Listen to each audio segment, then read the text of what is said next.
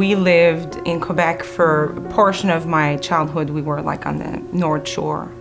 Ever since I was, I don't know, let's say 10 years old, I think I had a really high sensitivity towards people and how they felt and energy. Like if in a room it was tense, I think I would feel that. So I run retreats with young adult cancer survivors. I also plan conferences. And in between that, we have a lot of private Facebook group that I kind of am present in there and provide support that way. And I also do some support on the phone because, you know, big country.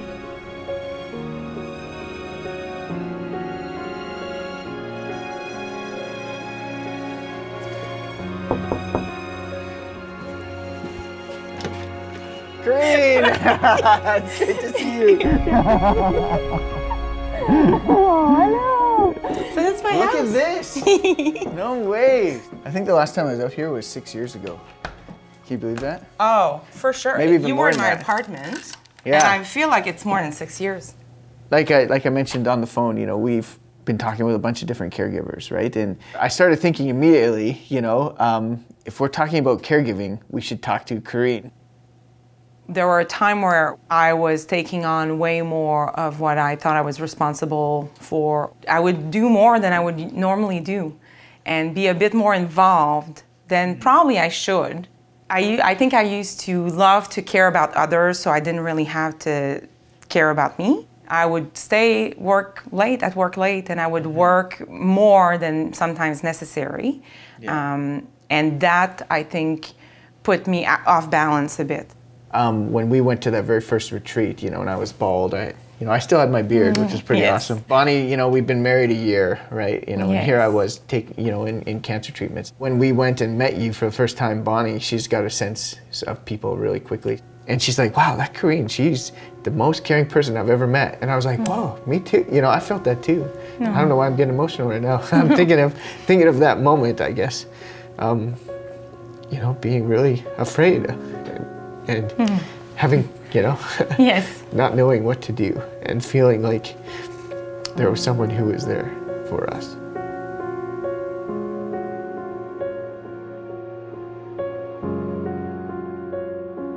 So basically a digital story is just a little short 3-minute movie that we'll make using the photos that you've selected and the story that we've written together. And we'll add some music and some effects and transitions, and then we'll have this 3-minute movie that we can show to everyone at Young Adult Cancer Canada. Great. It would be cool to have a few, like one when you're really young, one when you're sort of middle, and then one when you're older. Yeah. That's not you though, right? Yeah. That's you? Yeah. And she asked me, do you take care of yourself the way that you tell us to? How are you? Hi. How are you doing? Good. Excellent. Good to see you. You just got back, eh? Yeah, I was just away yesterday. In Toronto? Our new colleague. Yeah. Lisa, this is my best friend Shannon. Well, I didn't. 150 we were supposed to be here. I didn't. I'm exactly there. Yeah, Like so we do that? Yeah, let's all take a seat, I guess, and we'll watch Karine's story. Are you guys excited? Yes. Yeah. Grab a seat. Here we go. Karine's story, everybody. I was the youngest child of 2, and I was always the mediator in my family. The one that tried to make people feel better when there was tension. I could always feel their emotion, and I would take that on myself. I was a sponge. As a young adult, I struggled with being a sponge, and it got to the point where I couldn't ride the subway or work my job at the bus terminal because I could feel all the emotion in the people around me. After a couple of years of struggling, I went back to school and became a social worker with oncology patients and their family, eventually moving to St. John's, Newfoundland to work with Young Adult Cancer Canada. Moving was easy for me, but it took many years for me to feel moved away from home. The physical distance of being on an island in the North Atlantic did nothing to decrease the emotional dependency that I had created with my friends and family back in Montreal. Although I never had cancer, I could understand what it was like to feel anxiety daily and intensely. I loved what I did and willingly worked long hours. But I began to carry the stories and the emotions home with me. 2 years after moving to St. John's, I was at the closing of our annual Survivor Conference in Ottawa, just enjoying the feeling of love and connection in the room. A cancer survivor came to thank me, and she asked me, "Do you take care of yourself the way that you tell us to?" I said, "Yes, of course I do." But there was a moment of hesitation. There was a part of me that knew that I could do better at taking care of myself. Since then, I've stopped staying late, stopped checking Facebook at night and on the weekend. I schedule calls with people. I started meditating, going to the gym, and it has made me a better caregiver. I am more available for people. When I'm with them, and when I'm not, I'm not.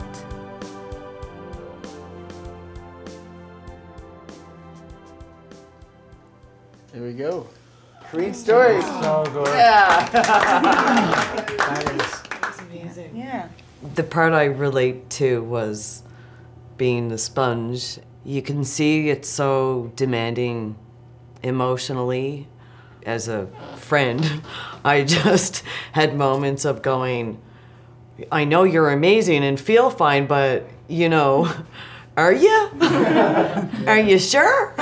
So I mean, it's hard not to be a sponge, right? And take on the emotion of the people around you, you know, and especially when you work with people day in and day out that are experiencing some of the worst moments of their life. It was nice to me to see you be so honest so publicly. And I know you're not public like that. So to me, the work you have done from the first time we met 11 years ago to now, to you to be so public with what you've gone through, that to me shows how much you have taken care of yourself. Your emotional base, your centeredness, your boundaries, all of those things ensure you've got the distance that allows you to take care of yourself.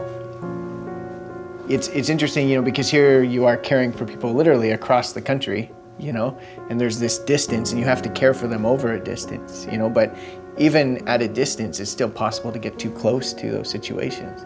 I was most touched by your comment or your reply to the survivor who had checked in with you, I guess, to ask if you were okay. And sorry. And your reply to her was that, yeah, I'm fine, I'm taking care of myself. Even when you knew that you weren't. Sorry. Yeah, there's probably a lot of caregivers out there who say that same thing.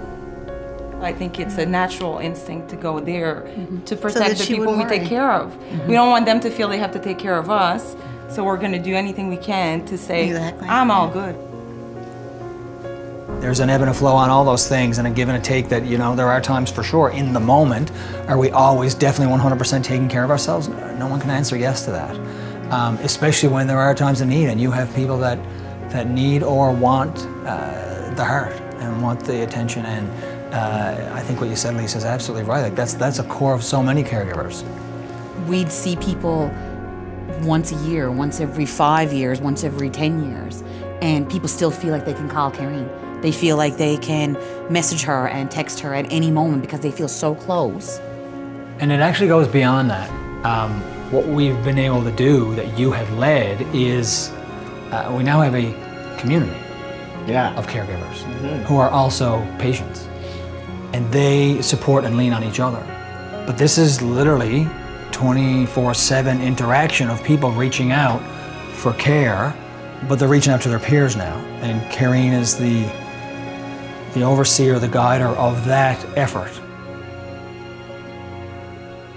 It's almost like a detachment, but not being detached meaning you don't feel, but being detached meaning you don't own, like you don't take ownership of everybody else's emotions. To me, it was really meant to be. This is exactly where I'm supposed to be. So I feel at home.